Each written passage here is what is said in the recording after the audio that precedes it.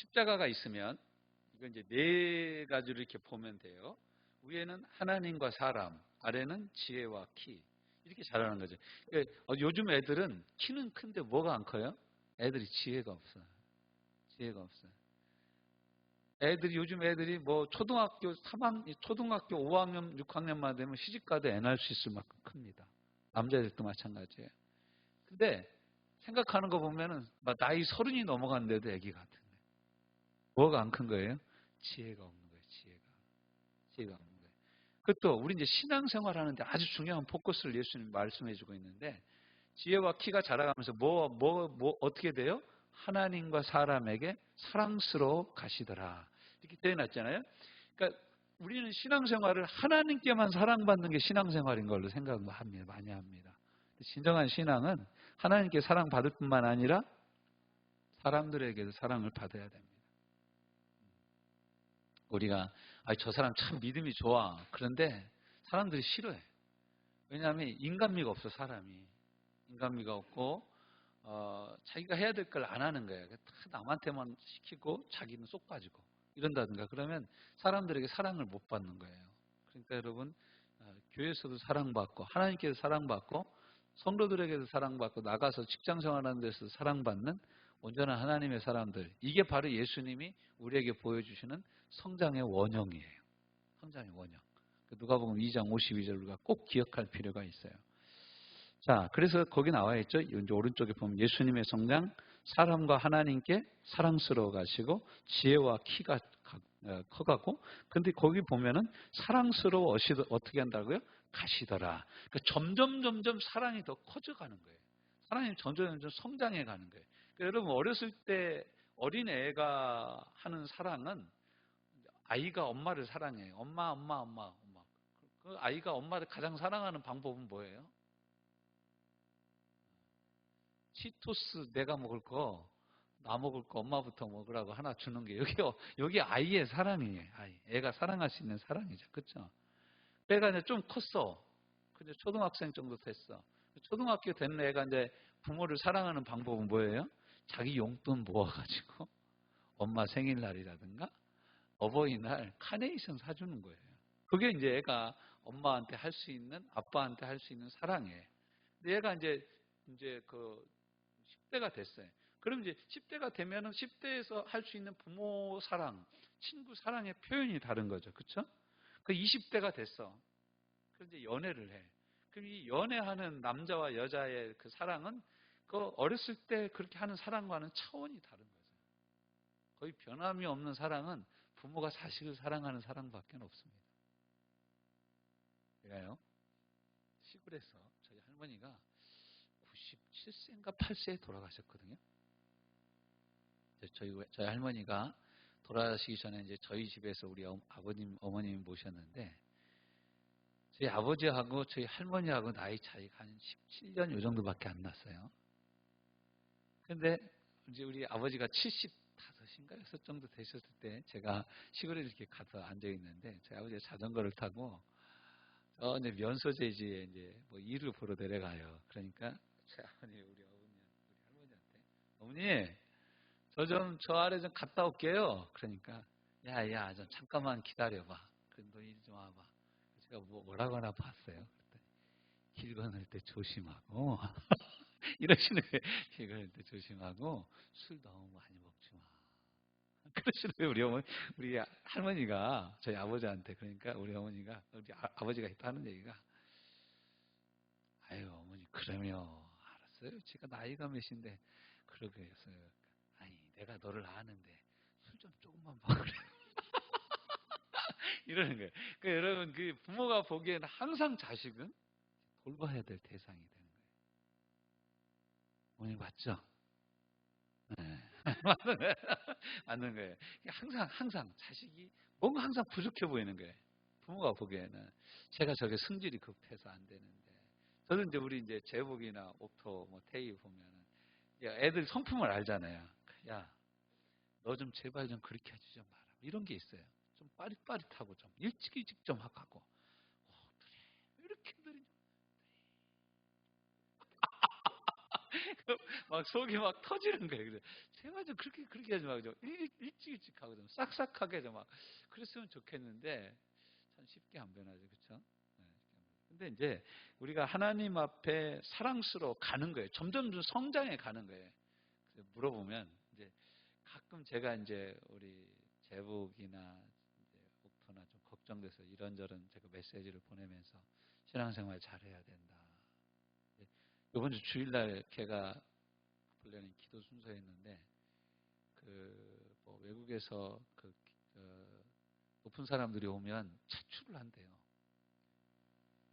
뽑는데 경찰들을 뽑아가지고 이제 그 보디가드식으로 이렇게 이제 경비를 하게 하는데 거기 뽑혔대요. 그래서 이제 못 온다고 이제 문자가 왔는데 나는 이제 서운한 거예요 이게.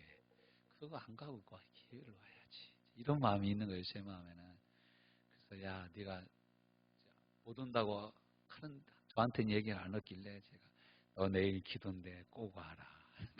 아빠 기다리고 있으마. 그래서 이제 제가 카톡을 보냈어요. 그래서 이제 답장이 왔어요. 아빠, 제가 엄마한테 화요일 날 얘기를 했는데 아빠한테 전달이 안 됐나 보군요. 근데 그 답을 봤는데도 제가 되게 이렇게 마음이 좀 그런 거예요. 그래서 이제 주일날 청년부 성경 공부 마치고 올라가서 이렇게 카톡을 보니까 사진을 하나 찍어서 보낸 거예요. 그 옆에 이제 신길 성결교회가 있는데 거기에 가서 예배 드리고 아빠 예배 드리고 나서 지금 출근합니다. 예배 중에 오늘 어머님 은혜를 불렀는데 이러면서 이제 카톡에 답이 왔어요. 그러니까 이제 자기 딴에도 이제 뭔가 느낌이 있어서 저한테 그걸 보낸 거죠. 네, 보낸 거죠. 그래서 이제 가끔 어떤 때 생각이 이제 이런 생각이 들어요. 아, 우리 애들이 이제 컸구나라는 생각이 드는 거예요. 나이를 이제 애들이 먹어가고 벌써 뭐 옥토는 33이고 제복이는 31잖아요. 이제 내가 30 됐을 때 생각을 해보면 이게 나 31 때 제복이 났거든. 그래서 뭐 29대 옆에 태어나고 그랬는데 내가 이제 그 내 나이를 생각해 보면 돌아서 생각해 보면 애들도 어른이잖아요 이제. 어른인 거 맞죠? 그래서 점점 사랑스러워 가야 맞는 거예요. 그러니까 우리는 우리의 신앙은 주님 앞에 서는 그 순간까지 어떻게 해야 돼요? 계속 성장해 나가야 돼. 언제까지? 예수님과 같아질 때까지 성장해야 됩니다. 여러분 키가 얼마나 컸어요? 여러분 하나님 나라 천국 학교 초등학교는 졸업하셨는지요? 천국 중학교 졸업하셨습니까? 고등학교 졸업했어요? 천국 청년 맞습니까? 한번 우리가 돌아볼 필요가 있어요. 그래서 예수님이 성장하는 것처럼 예수님도 우리가 성장하기를 원하시는 거죠. 자, 예수님은 어떻게 성장하셨냐? 말씀과 성령으로 성장하셨다. 그래서 이제 그 밑에 1번에 2번에 보면 예수님이 이게 균형을 갖춰서 성장을 하셨어요. 1장 14절 말씀 요한복음 2번이죠. 1번에 2번에 왼쪽으로 요한복음 그대로 가면 뭐라고 써 있습니까? 말씀이 육신이 되어 우리 가운데 거하심에 우리가 그의 영광을 보니 아버지의 독생자의 영광이요 무엇과 무엇이 은혜와 진리가 충만하더라. 예수님 삶은 항상 이게 균형이 잡혀져 있어요. 예수님은 은혜 위에 은혜죠. 그 위에서 받으면 우리가 은혜를 계속 받아도 다함이 없는 은혜가 예수 안에 있어요. 근데 은혜만 있으면 뭐예요? 사람이 건방지고 시건방지고 뭐 이럴 수 있죠. 그런데 예수님 안에는 은혜만 있는 게 아니라 무엇도 있다? 진리도 같이 있어요. 여러분 진리 없는 은혜는 방종에 가까워요. 근데 또 반면에 은혜 없는 진리는 이게 무슨 뭐 법조문하고 똑같은 거예요. 법조 이런 거죠. 우리가 구약 성경 읽을 때 어떨 때 보면 가끔 답답한 느낌이 들 때가 많잖아요. 하나님이 심심하면 다 죽여. 우리가 성경 잘못 읽으면 그렇게 성경 그렇게 볼 수도 있어요. 여러분 요즘에 우리가 민수기 말씀 묵상하는데 살벌하지 않아요? 다 죽잖아. 이스라엘 백성이 죽고 또 죽어도 뭐라고 나옵니까? 이거 우리도 마지막까지 죽이려고 그러냐고 그러잖아요. 근데 하나님 말씀을 잘 살펴보면 죽이려는데 그 뜻이 있는 게 아니라 어떻게 해요? 아론의 쌍난 지팡이를 보고 하나님을 원망하지 말고 죽지 않게 하려고 그 쌍난 지팡이를 보여준 거예요. 이게 하나님의 은혜와 진리가 같이 가는 거거든요. 근데 구약 성경을 보면 하나님의 은혜는 가끔 나타나고 하나님의 진리와 공의만 계속 나타나는 것처럼 보인단 말이에요. 반면에 신약으로 오면 어떻습니까? 죄인과 세리의 친구요. 예수님 만나는 사람마다 누구든지 오라, 내게로 오라. 예수님 그러잖아요, 계속. 그래서 장녀도 오고, 눈먼 자도 오고, 날 때부터 소경된 자도 오고, 저는 자도 오고, 문둥병자도 오고, 세리도 오고, 창녀도 와라. 예수님 다 그러잖아요. 그럼 완전히 우리가 볼 때는 완전히 그냥 은혜만 있는 것 같아요. 누구든지 나 같은 것 좀 뭔데 이런데 가까이 가보면 예수님을 딱 혼내는 사람들 있죠. 바리새인, 서기관, 제사장들 막 혼내잖아요. 이 회칠한 무덤 같은 놈들아 막 이러잖아요. 예수님이. 왜 그래요? 진리를 떠나 있기 때문에 그런 거예요. 진리를 떠나 있기 때문에. 예수님에게는 항상 이 은혜와 진리가 같이 가는 거예요. 우리 성도들도 마찬가지예요. 성도에게 진리의 말씀이 없으면 뭐예요? 건방지 지맘 때려. 지가 은혜 받았다. 지 마음이 좋을 때는 오케이. 뭐라 그래도 괜찮아. 괜찮아. 그러다가 이 은혜가 떨어지면 진리가 없으니까 이 하나님의 말씀과 기준이 없으니까 자기 감정에만 충실한 거예요, 이게. 이게 정말 문제입니다. 근데 여러분, 이게 이제 우리가 오랫동안 신앙생활 한 사람들은 진리에 딱 서 있어. 진리의 말씀에. 그래서 은혜를 받지 못할 때나 은혜가 있을 때나 별로 흔들림이 없어. 은혜가 없어도 하나님이 내게 은혜를 베푸셔. 나를 위하여 예비하신 은혜가 있어. 이러고 말씀 붙잡고 참는데 신앙에 뿌리가 없는 사람들은 어떻게 됩니까? 이 진리의 말씀이 그 속에 없는 사람들은 은혜만 조금 안 보이고 자기가 늘 받았던 어떤 사람은 막 찬양 통해서 은혜를 받았어. 근데 요즘 찬양 불러도 재미가 없어. 찬양 불러도 감동이 없어. 그럼 어떻게 됩니까? 그냥 다 포기해버리는 거예요. 그래서 여러분 이 은혜와 진리가 항상 같이 가야 됩니다. 반면에 은혜 없이 맨날 진리의 말씀 오로지 마음. 저는 그런 분 봤어요. 제가 전도사 때인데 이 집사님이 암송을 그렇게 잘하는 거예요. 성경 암송을. 저보고 그러는 거예요. 자기가 그 기독교 서점에 가서 내비게이터에서 나온 69절 성경 암송 다 암송했다 이거예요. 목사님 전사님 내가 69절을 이 자리에 다 할 수 있대. 그 69절 혼자 쫙 하더라고. 그래서 좀 몇 개월 지나니까 이번에는 여러분 그 내비게이터 암송 카드에 주제별 성경 암송이 들어있어요. 주제별로 하는 거. 129절짜리.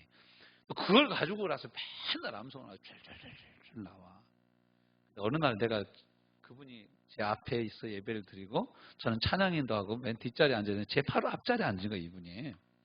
근데 목사님이 설교를 하시는데 말씀을 인용하잖아요. 근데 목회자들이 보면은 하나님 말씀 인용할 때 토시 안 틀리고 이렇게 잘 인용이 안 됩니다.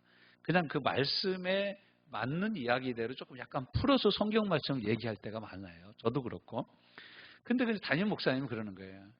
여러분 요한복음 3장 16절에 하나님이 세상을 이처럼 사랑하사 독생자를 주셔서 누구든지 저를 믿는 자는 멸망치 않고 영생을 얻게 하려 하심이라고 말씀하셨어요. 그랬더니 이분이 뭐라고 하냐면 그게 아닌데 요한복음 3장 16절 하나님이 세상을 이처럼 사랑하사 독생자를 주셨으니 그래서 자기가 성경 구절을 암송을 하는 거예요. 그래서 제가 그렇게 한번 하다 말겠지 그랬어요. 근데 목사님 성경 구절 얘기할 때마다 자기가 막 암송하는 거예요. 자기가 암송한 구절만 나오면. 그래서 내가 하도 이상해가지고 예배 마치고 그분을 불렀어요. 집사님, 제가 오늘 은혜 받았어요. 그랬더니 제가 은혜 받으려고 왔는데요. 목사님 자꾸 성경 말씀 인용하는데 틀리게 해가지고 은혜가 안 됩니다. 이러는 거예요. 여러분 이건 진리를 거꾸로 먹은 거예요. 이게 진리를 제대로 알지 못하는 거예요. 진리는 우리를 자유케 하는 하나님의 말씀이지 한 구절 토시가 틀렸냐 안 틀렸냐 이것 가지고 그런 것이 아닌 거예요. 그런 사람들에게 성경 구절 여러분 번역이 여러 가지 번역이 있잖아요. 새번역 성경, 공동번역 성경, 현대인의 성경 다 글자 다 달라. 다 성구마다 다 조금씩 달라. 그런 거 다른 성경 다 틀린 거예요? 그게 아니잖아요. 그게 아니잖아요. 이게 잘못되는 거예요. 은혜와 진리가 같이 있어야 되는 거예요. 은혜와 진리.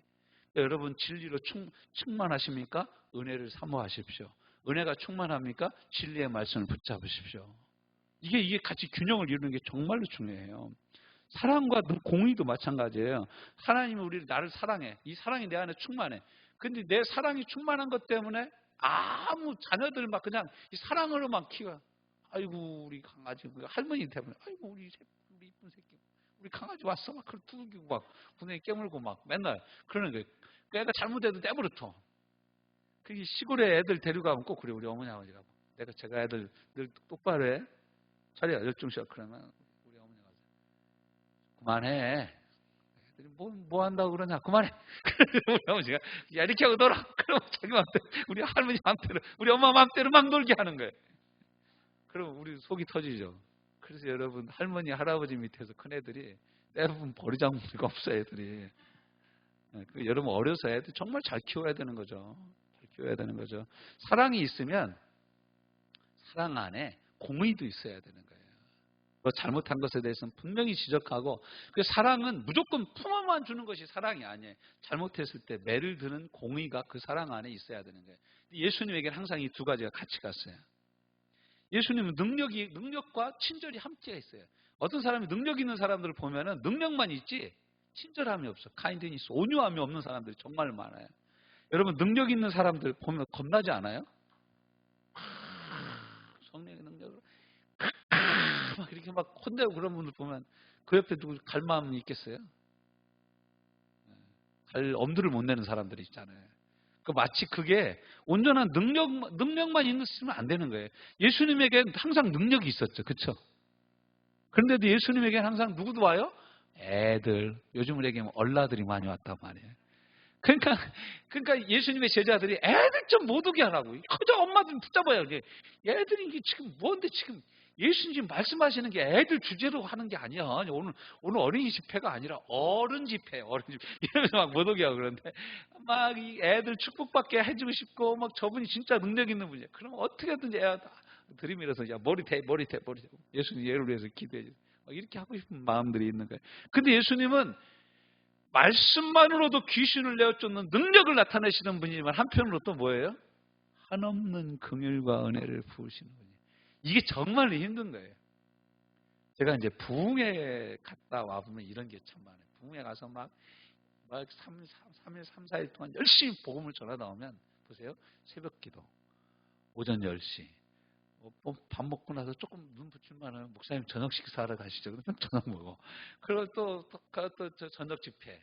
그거 끝나고 나면 또 새벽 집회. 그래서 뭐 어떤 때는 7번, 어떤 때는 9번까지 해본 적 있어요. 그러면은 그렇게 하고 나서 막 하나님의 능력이 막 나가잖아요. 막 나타나고 막 귀신이 나가고 뭐 병든 자가 낫고 막 이러면은 어떤 때 제가 운전하고 갔다가 운전하고 올 때 보면은 이게 꼭 비행기 운전하는 것 같은 거예요. 차가 땅에 붙어서 가고 있잖아요. 내가 운전하는데. 그런데 무슨 비행기 타고 하고 가는 것 같은 거예요. 그래서 제가 속으로 이러다가 엘리야처럼 불병거 타고 하늘로 올라가는 거구나. 이게 가다가 하나님이 야 형구야 너 그만 일로 와 올라와 그런데 쑥 잡아 뽑으면 차하고 나하고 같이 올라가는 거 아닙니까? 그런 어떤 영적인 그런 그런 세계들이 막 느껴져요. 그럼 집에 왔어. 지금 집에 왔는데도까지 그러면 되겠어요 안 되겠어요?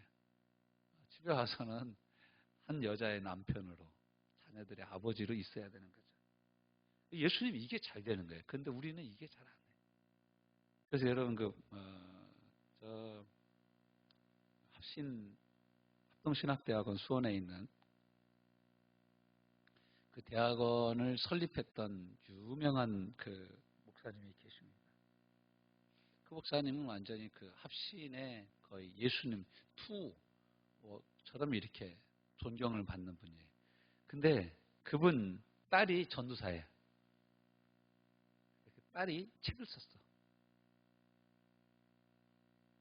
우리 아버지 누구누구 목사는 목사가 아니다. 그러면서 뭐라고 했냐면 목사님이 재혼을 했는데 자기는 첫 번째 사모님 소생이라는 거예요. 근데 우리 엄마를 얼마나 때렸는지 모른다 이 목사님이. 이런 얘기를 그 책에 다 썼어. 그 사람은 항상 다른 사람이 보기에는 완전해도 돌아보면 항상 흠이 있어요. 우리는 이러한 예수님의 균형을 이루는 삶을 바라보면서 우리도 그와 같아지기를 사모하는 신령한 삶을 살아가야 된다는 거예요. 그래서 저와 여러분 삶에 이런 균형이 있어지기를 주님의 이름으로 축원합니다. 예수님이 성령의 능력으로 귀신을 내어쫓죠. 근데 항상 예수님은 뭘 해요? 말씀을 가르쳐. 말씀을 가르치는 것과 성령으로 행하는 것이 항상 함께 있어요. 어떤 사람은 하나님 말씀만 가르치십니다. 어떤 사람은 성령의 능력으로 불불만 얘기합니다. 그게 아니에요. 이게 같이 가야 되는 같이. 자, 그러면 성도는 어떻게 해서 성장해야 되냐? 성도는 어떻게 성장해야 돼요? 예수님 안에서 성장해야 된다. 예수님 안에서. 요한복음 15장 1절부터 7절 말씀, 여러분 무슨 말씀인지 아시죠? 나는 포도나무여 너희는 가지고 내 아버지는 농부다. 포도나무 가지가 포도나무를 떠나서 살 수 없듯이 너희가 나를 떠나서는 아무것도 할 수 없다. 너희가 내 안에 거하고 내 말이 너희 안에 거하면 무엇이든지 원하는 대로 구하라. 그리하면 이루리라. 우리에게 이렇게 말씀하신 것이 이제 요한복음 15장 7절이에요. 그러니까 우리는 우리의 신앙의 성장과 인격의 성장을 어디 안에서만 하는 거다? 예수 안에서 하는 거다. 예수 안에서 하는 거다. 두 번째는 어떻게 해요? 예수님이 그랬듯이 예수님도요. 요한복음 3장 34절 그 옆에 있죠. 하나님이 보내신 이는 하나님의 말씀을 하시나니 하나님이 성령을 한량없이 주심이니라. 이렇게 말씀되어져 있죠. 여러분 이 강의 안 보면은 그거 나와 있어요. 3번 나와 있죠. 또 사도행전 10장 38절인데 10장이 빠졌어요. 10장 38절 사도행전 10장 38절 뭐라고 써 있습니까? 하나님이 나사렛 예수에게 성령과 능력을 기름 붓고 다셨음에 그가 두루다니며 선한 일을 행하시고 마귀에게 눌린 모든 사람을 고치셨으니 이는 하나님이 함께 하셨습니다. 모든 사람을, 마귀에게 눌린 모든 사람을 다 고치셨어요. 그렇듯이 우리도 성령과 말씀으로 예수님 안에서 성장한다는 거예요. 성령 은혜죠. 말씀이 진리죠. 은혜와 진리로 우리도 날마다 성장한다는 거예요. 이게 이제 로마서 8장 10절부터 18절까지 말씀입니다. 이건 한번 우리가 찾아봅시다. 로마서 8장 10절부터 17절. 같이 읽어볼까요? 시작. 또 그리스도께서 너희 안에 계시면 몸은 죄로 말미암아 죽은 것이나 영은 의로 말미암아 살아있는 것이니라. 예수를 죽은 자 가운데서 살리신 이의 영이 너희 안에 계시며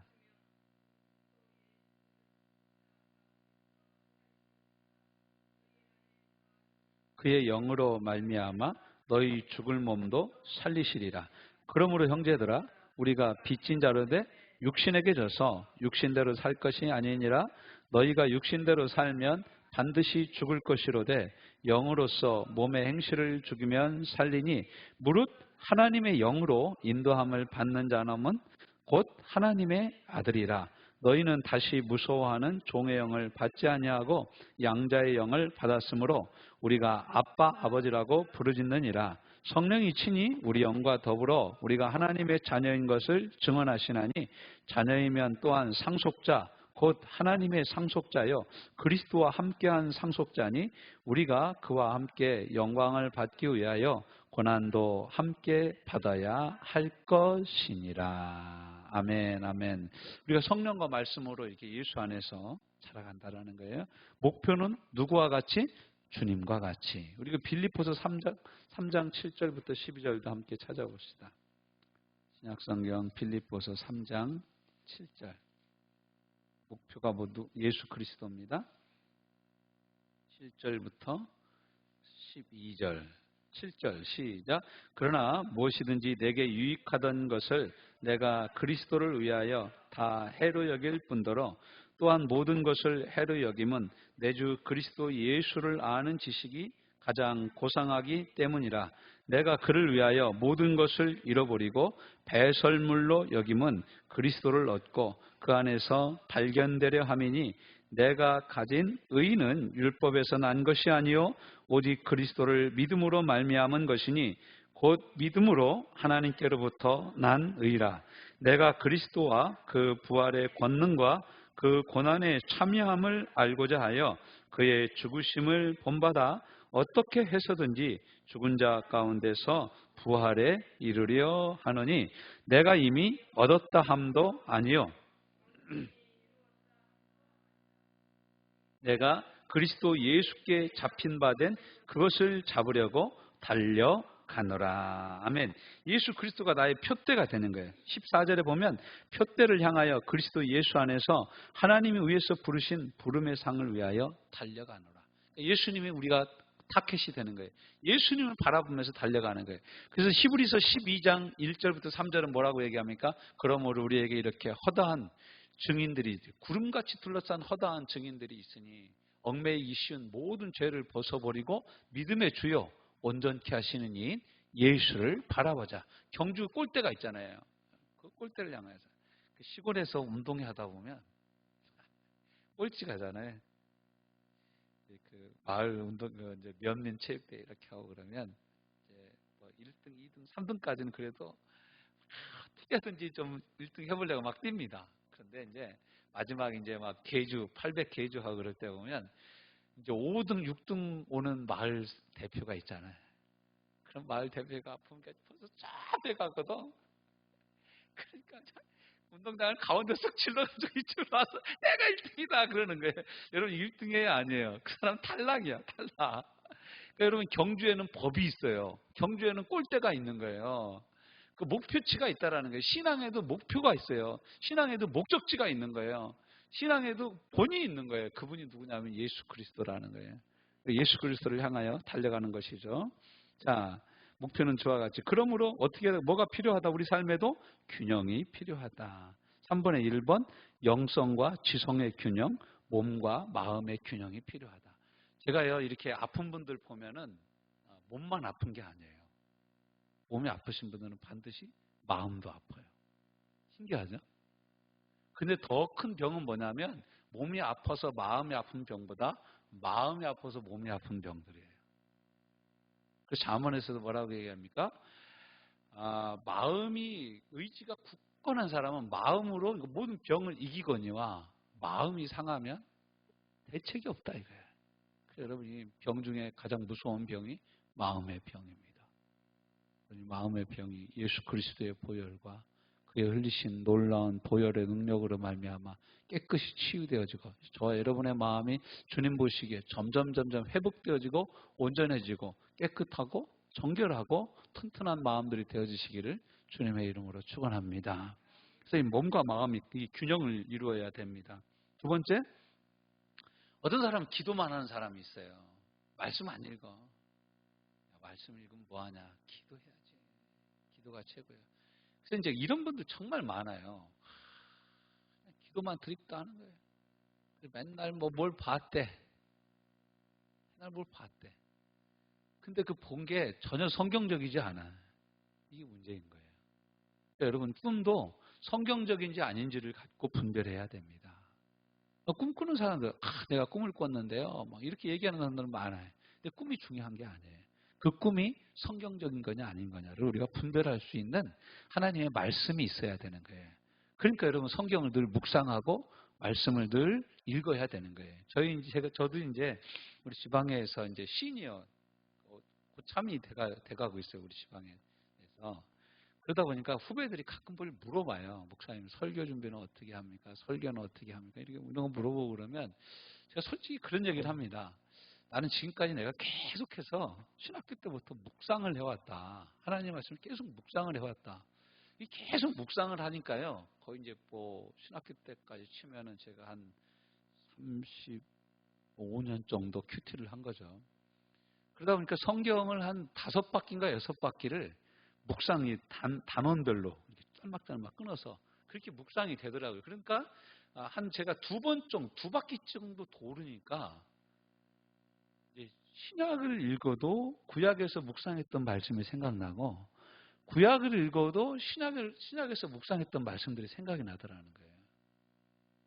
근데 나는 그걸로 설교한다. 내가 그 힘으로 지금도 설교하고 있다. 이렇게 얘기를 하면서 후배들한테 꼭 그런 얘기를 합니다. 매일 하나님의 말씀을 묵상해라. 하나님의 음성을 듣는 훈련을 늘 해야 된다. 들은 게 있어야 설교를 할 수 있는 거죠. 들은 게 있어야 하는 거 아닙니까? 들어야 된다. 이제 그런 제가 이제 후배들한테 이제 그 얘기를 해줄 뻔합니다. 이게 정말 중요한 이야기거든요. 요즘에 이제 그 제가 아는 선배 목사님이 그 교단 고시위원회, 목사고시위원회에서 이제 문제도 출제하고 그러셨던 분인데 그분이 하는 얘기가 성경을 목사 되려고 하는 친구들이 성경을 3번 이상 읽은 친구들이 별로 없다라는 거예요. 그래서 설교를 시켜보면 설교의 테크닉은 대단하다라는 거예요. 근데 뭐가 없냐? 성경 말씀을 읽은 묵상의 무게가 없다 이거예요. 정말 문제다. 그런 얘기를 하시는 걸 몇 번 거쳐서 들었습니다. 참 우리가 교단과 우리 후배 목사들을 위해서 기도해야 됩니다. 그 다음에 이제 예수님이 그랬듯이 우리도 또한 어떻게 해야 된다고요? 은혜와 진리의 균형을 갖춰야 한다. 은혜와 진리가 균형을 갖춰야 된다. 마지막으로 부단한 훈련으로 우리가 성장한다는 거예요. 거기서 보면은 우리가 어떻게 성장하냐. 그 왼편에 9번에 보면 베드로전서 2장 2절을 제가 이렇게 거기 써놨죠. 같이 읽어볼까요? 갓난 아기들 같이 순전하고 신령한 젖을 사모하라. 이는 그로 말미암아 너희로 구원에 이르도록 자라게 하려 함이라. 이게 뭐예요? 하나님 말씀이에요. 하나님 말씀을 이렇게 사모하라는 거예요. 하나님의 말씀을 젖먹이가 엄마의 젖을 사모하듯이 사모하라 이거예요. 애가 막 웁니다. 자지러지게 오네. 근데 엄마가 딱 젖을 꺼내가지고 입에다 탁 물고 저도 젖꼭지 물고 물으면 딱 그치잖아요. 너무 신기한 거죠, 그렇죠? 엄마의 심장 소리, 엄마의 피부, 엄마의 젖만 있으면 애는 하나도 걱정 근심이 없어. 젖 물다가 이렇게 자잖아요. 그게 이제 애들이잖아요. 애들이 그렇잖아요. 그런 것처럼 우리 성도들도 하나님의 말씀을 먹으면 근심 걱정이 사라집니다. 여러분 무엇 때문에 근심하십니까? 건강 때문에 걱정되십니까? 치유의 말씀을 먹으십시오. 순전하게 먹으십시오. 순진하게 먹으십시오. 이 말씀이 나를 살린다라는 확신을 갖고 먹으십시오. 여러분 갈 길을 몰라 헤매고 있습니까? 여호와는 나의 목자시니 내게 부족함이 없으리로다. 그 나를 푸른 초장에 누이시고 쉴만한 물가로 인도하시는도다. 이 말씀을 먹으세요. 그럼 여러분 성장하고 이 말씀 가운데서 우리가 크게 될 줄로 믿습니다. 성장하게 되는 거예요. 여러분 한번 볼까요? 히브리서 5장 12절. 히브리서 5장 12장 장성한 사람 어떻게 한다고요? 5장 13절 14절 12절 13절 12절부터 읽어볼까요? 시작.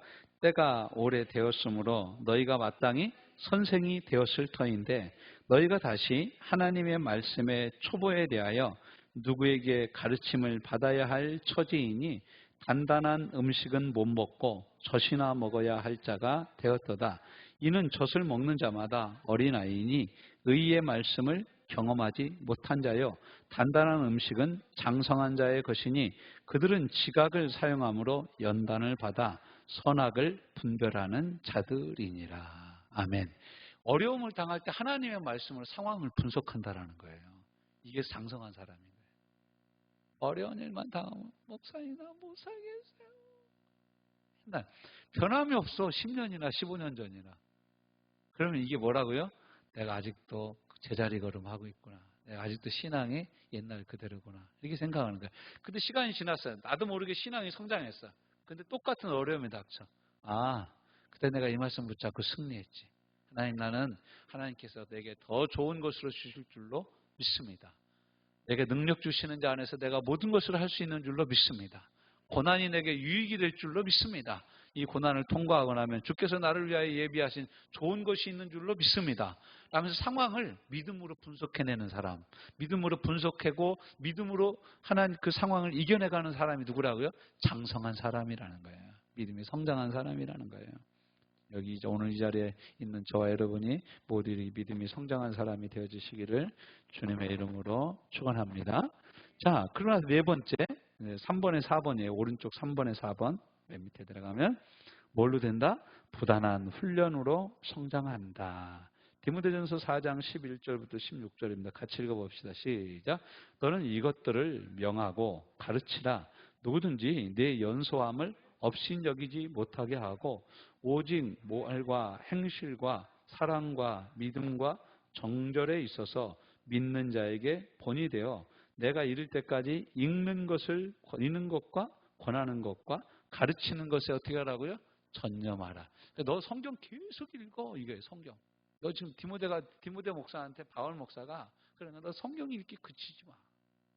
읽는 것을 그치지 마. 권하는 것을 그치지 마. 이 목사로서 권면을 하다 보면요, 참 성도들 안 변해요. 계속 권면을 해도 안 들어. 그러면 나중에 아유, 내가 너한테 뭘 더 바라겠냐? 난 포기. 그냥 내버려 두는 경우가 많아요. 근데 바울이 디모데한테 너 권면하는 걸 포기하지 말라는 거예요. 계속해서 권면하라는 거예요. 그리고 가르치는 것에 전념하라. 14절 시작. 내 속에 있는 은사 곧 장로회에서 안수받을 때 예언을 통하여 받은 것을 가볍게 여기지 말며, 그러니까 하나님이 너에게 주신 은사들을 가볍게 여기지 말라는 거예요. 말씀을 전하는 은사, 기도하는 은사, 손을 얹어 병을 고치는 이런 은사들, 성령의 강력한 분리듯한 은사들을 가볍게 여기지 말고 그 은사를 강력하게 사역하라는 거예요. 예, 가볍게 여기지 말라. 15절 시작. 이 모든 일에 전심전력하여 너의 성숙함을 모든 사람에게 나타나게 하라. 그러니까 여러분, 이게 바울이 디모데에게 하는 얘기가 하지만 오늘날 이 말씀을 읽는 저와 여러분에게도 하는 말씀인 줄로 믿습니다. 저와 여러분의 진보를 나타내야 될 줄로 믿습니다. 성숙함을 나타내야 되는 거예요. 성숙함을 더 나타내야 돼. 16절 네가 내 자신과 가르침을 살펴 이 일을 계속하라. 이것을 행함으로 내 자신과 내게 듣는 자를 구원하리라. 여러분, 이 하나님 말씀에 붙잡혀서 이 하나님 말씀을 부단히 붙잡고 씨름하는 삶이 목사를 구원할 뿐 아니라 저와 여러분 같이 구원을 받는다는 거예요. 예? 같이 하나님의 은혜로 어려움 가운데서 건져지고 어둠을 이겨내서 빛 가운데로 나가고 많은 상황 가운데서 믿음으로 승리하게 해주신다는 거예요. 말씀은 어떻게 된다고요? 믿음 가운데 인내함으로 열매를 맺는 거예요. 누가복음 8장 15절 말씀에 그러므로 착하고 좋은 마음으로 말씀을 듣고 지키어 인내로 결실하는 자니 저는 30배, 60배, 100배의 열매를 맺느니라. 바로 저와 여러분이 그 사람이 돼야 될 줄로 믿습니다. 그러니까 여러분, 하나님 말씀 포기하지 마세요. 말씀 포기하지 마세요. 제가 이제 그 유튜브에다 우리 교회 영상을 쭉 올리니까 저 부산에 정인국 집사라는 집사가 저한테 카톡을 보냈어요. 뭐라고 보냈냐? 목사님, 30년이 지나도 20년이 지나도 목사님 여전히 예수 그리스도만 전하시는군요. 이렇게 전했어요. 그렇죠. 여러분, 목사가 예수님 빼고 뭘 전하겠습니까? 뭘 전하겠어요? 우리는 오직 진리를 말할 뿐입니다. 오직 우리 주 예수 그리스도를 붙잡을 뿐입니다. 그 예수님이 저와 여러분 오늘 또 고치고 오늘 또 인도하시고 오늘 또 새롭게 하시고 오늘 또 우리 죄를 용서해 주시고 오늘 또 우리를 강건케 하여 주시는 줄로 믿습니다. 예수님 그렇게 성장하고 지혜와 키가 자라며 하나님과 사람 보시기에 사랑스러워 가시는 것처럼 우리도 또한 이 땅에 살면서 하나님께 사랑받고 사람들에게도 사랑받고 인정받는 하나님의 사람들, 은혜와 진리가 균형을 이룬 사람들, 기도와 말씀이 균형을 이룬 사람들, 전도와 교제가 균형을 이룬 사람들, 헌신이 균형을 이룬 사람들, 헌신과 봉사가 이 균형을 이룬 하나님의 사람들이 되시기를 주님의 이름으로 축원합니다. 주님, 내가 균형을 갖추어 예수님이 그렇듯이 나도 이렇게 살게 도와주시옵소서. 지금 우리 말씀 기억하며 함께 통성으로 기도하는 시간 갖습니다. 하나님 아버지 은혜를 감사하고